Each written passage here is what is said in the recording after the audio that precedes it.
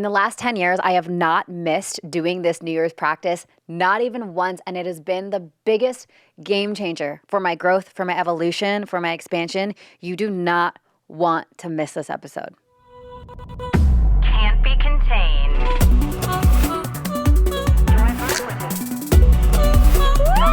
That's what I'm talking about.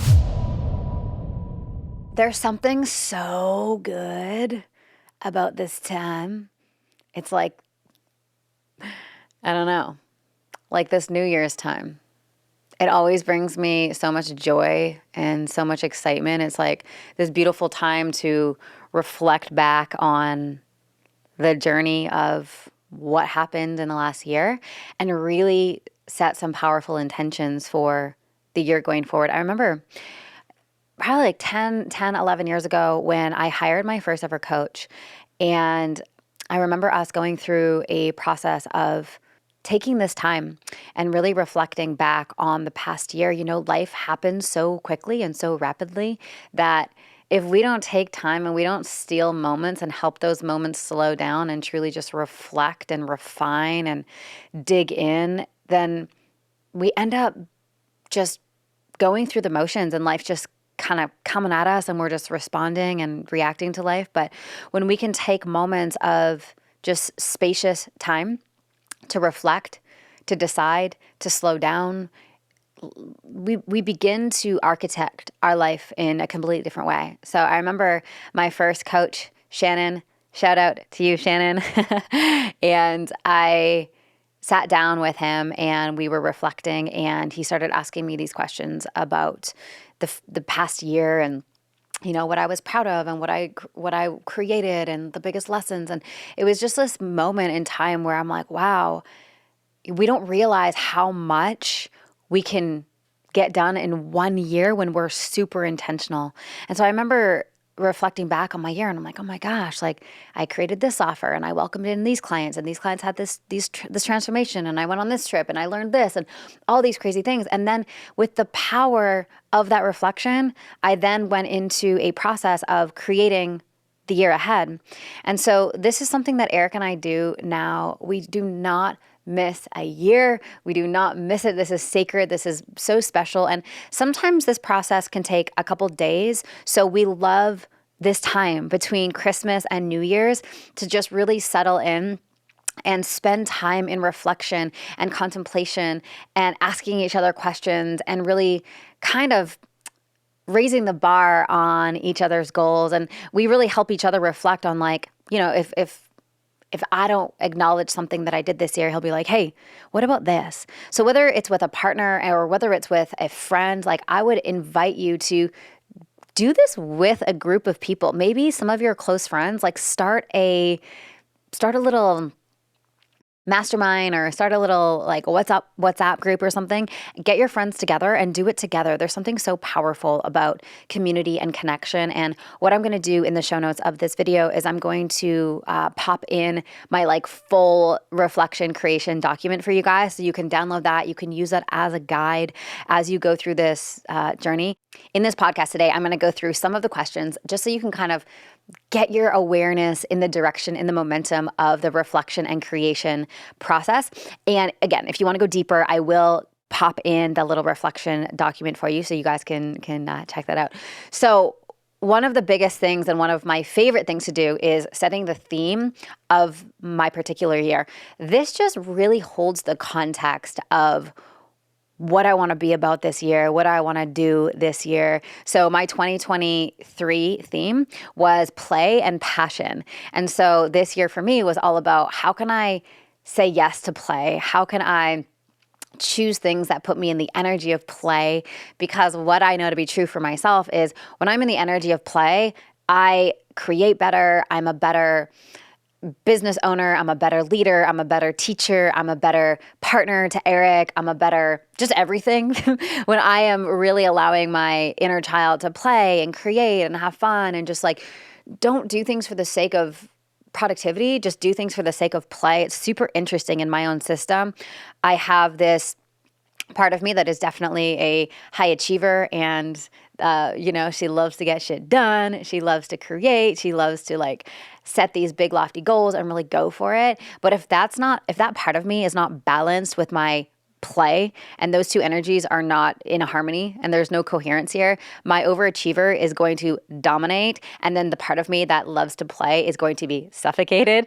And then I'm going to feel like really disoriented. So this year, I really set that as an intention of play as much as possible. Play as much as possible, and make it a point to play. Like, don't just play when it like is convenient. Like, I'm going to take the afternoon off and I'm going to just play.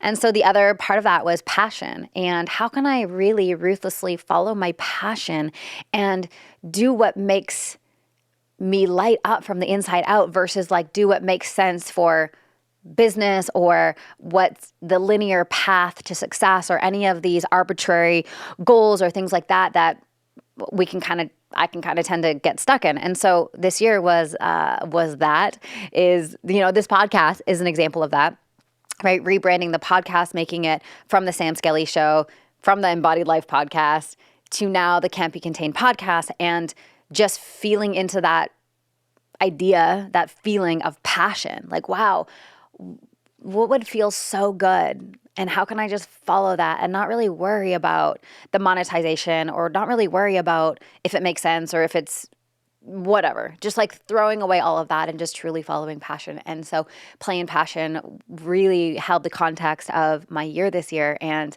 yeah, I'm super excited about that. So that's the first thing, is the context. So let's talk about the reflection for a moment. So oftentimes we have resistance to reflection because maybe the things that you decided to do at the beginning of the year didn't get done. And so I always love holding these things lightly in my hand versus heavy in my body, right? Reflection is so beautiful and there's so many moments to extract and lessons to be learned and ahas and blessings. So really take time to honor the year that you had. Really honor it. And if you didn't get your goals done or you didn't make your revenue goal or whatever it is, use that as insight and information, not as, oh no, I failed or I didn't get it done or whatever it is. It's like, okay, well, maybe I wanted to do $1 million of revenue this year in my business and maybe I did 600.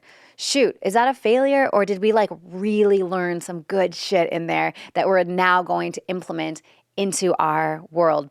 So look at it from this lens of like, how can I be the loving observer of my life and just, uncharged, unemotional, just super like bring in like a sense of it being sacred, of like this time is sacred. This was your life. This is so beautiful.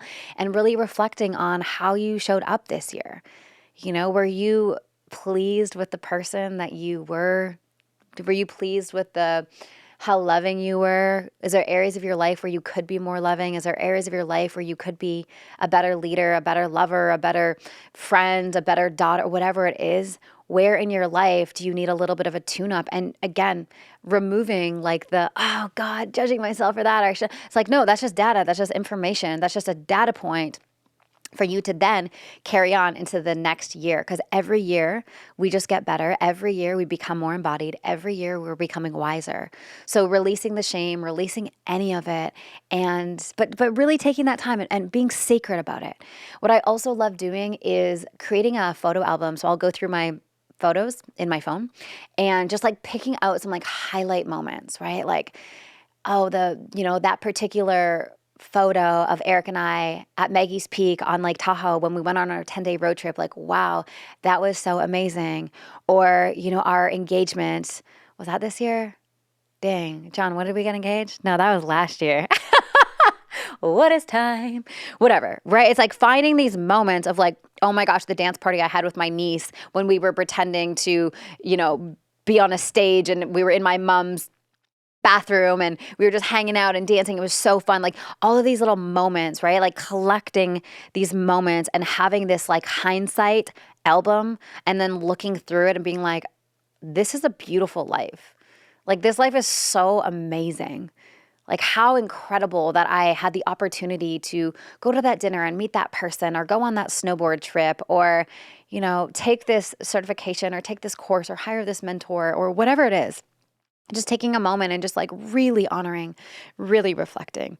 Yeah. So then once we are complete with the reflection document, and again, if you want that document, it's in the show notes of the podcast. So make sure you get that so you have all of my questions. I'm going to go through just like a few little ones in the podcast, but let me know if you want that whole thing. It's down there for you. All right. So now the intention setting, now the year ahead. So once we have our context, once we have our theme, what is that driving energy? And really make sure that that theme ties closely with an energy that you can actually feel. That's really important, right? What is the energy that you really want to feel, right? I was talking to one of my clients the other day and she was like, all right, 2024 is going to be all about profit. I'm like, cool. What's the felt sense of profit? And she's like, what do you mean? I'm like, well, in order to create anything in this reality, we have to first embody it. It has to be an energetic frequency first, and the frequency is what puts it into form. So we have to take that word profit and have to slice it down and like really get like a feeling there. I'm like, okay, what does that mean? And we got to like abundance, right? Like we all know the feeling of abundance, like the abundance of love, the abundance of money. But for her, it was particular to profit. And that's fine. We can choose the word profit, but then tie it into the energetics of abundance and like really create that from a neuroplasticity connection shenanigan in the brain. You know what I'm saying? Like profit, abundance. Okay, got it. Like anchor that, wire that, feel that. So whatever your word is, right? Maybe for some of you, it's love. You want to call in love this year. Maybe you want to call in your king or your queen. All right, cool. Well, what is the word for that? Maybe it's intimacy. Maybe it's partnership. Maybe it's love. Maybe it's connection. And really allow yourself to settle into the vibration of what does that actually feel like, right? What does that actually feel like in the body, right? For some of you, you had a really crazy, I was talking to some of my Life Mastermind members last week, and for some of you, your 2023 was banana sandwiches super busy, and you didn't have the spaciousness to actually feel the divine working through you. And so for some of you, that theme, that context for 2024 is going to be spaciousness. So when you get invitations, when you get opportunities, when you get things that are floating past you, your tendency, your pattern is to say yes to everything. But maybe this year, the context is actually spaciousness to actually feel the divine and be a little bit more grounded. So whatever it is, like really choosing that powerfully. I love setting my business goals, like I get a lot of support with business goals from my team, right? They actually set them and I just go, cool. That's what we're going to do this year. That sounds great. I think I told you guys, but I recently got promoted. My COO promoted me from Chief Executive Officer to Chief Energetics Officer, which feels so much more in alignment for me because the reason why I started Pause Breathwork was because I was obsessed with the work and obsessed with the transformation and all of the executive stuff for me in 2023. I was like, it's actually not my zone of genius. And there's so many people in this world that could do that piece of it way better than I can so that I can work on my zone of genius. And that's another big thing as you're picking your theme is what is something that you know is your zone of genius that your soul is aching to express, but you haven't given it the time or the permission to express. Choose that thing. Maybe you're wildly intuitive, but because you live a life that's just so busy, you don't let yourself actually be intuitive because you're so busy. Choose something that you want to step into that you know that you already are. Right? Chief Energetics Officer, that's me. Like I can track the energy of my organization. I can track the energy of my team. I can make little suggestions based on energy. Like I was feeling into one of our offers the other day with my director of experience. And I was like, ooh, let's make this little energetic tweak here, here, and here. That's going to increase the experience for our students so much. And we were like, yes, that makes so much sense. Let's do it. Right. So when I view it from that lens, like that's my zone of genius. And so that's what I get to step into even deeper in 2024. So what is your zone of genius? What is a part of you that maybe you've been denying because you've had to do it this way or you thought you had to do it that way? So really be mindful of that as well.